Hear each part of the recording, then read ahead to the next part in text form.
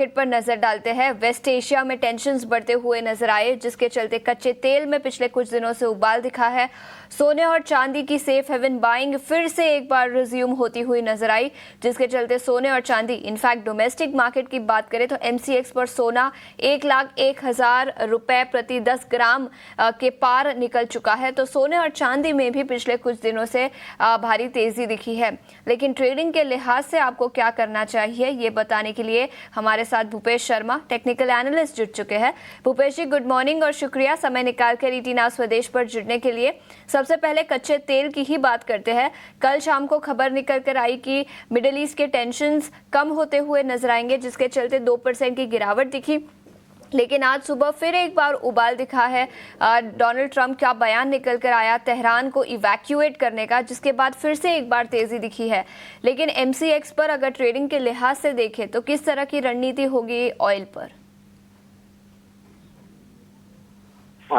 Oil की बात करें तो ऑयल में जैसे जैसे जियो पॉलिटिकल जो टेंशन चल रही है उसमें थोड़ा सा रिलीफ हुआ है।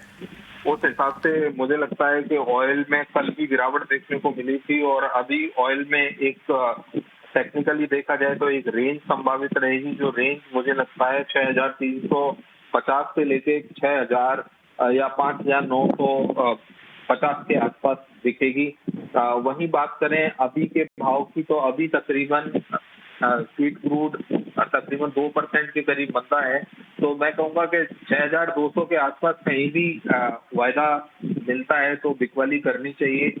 पेपर साइड रहेगा 6,250 के ऊपर का स्टॉप लॉस लगाएं, नीचे में 6,080 और 5,980 के लक्ष्य संभावित रहेंगे।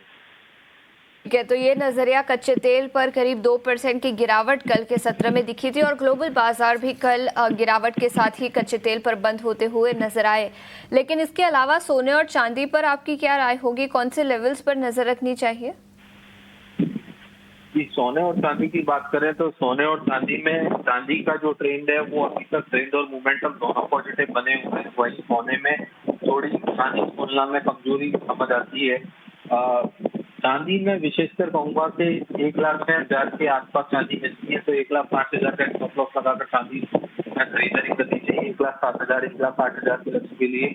वहीं अगर सोने की बात करें तो सोने में बीते कल तकरीबन 1,100 पॉइंट की मंदी देखने को मिली, जो कि लाइफ हाई से एक प्रॉफिट बुकिंग देखने को मिली थी। मुझे लगता है कि सोने में तकरीबन 98,800 के आसपास कहीं भी बाजार मिलता है तो एक अच्छा सपोर्ट का काम कर सकता है। इसका स्टॉप लॉस 98,700 के नीचे का रखें, लक्ष्य 99,300 99,500 की संभावित रहेंगे। ठीक है, तो ये नजरिया सोने और चांदी पर 1,05,000 के स्टॉप लॉस के साथ 1,09,000 तक के लेवल्स नजर आ सकते हैं।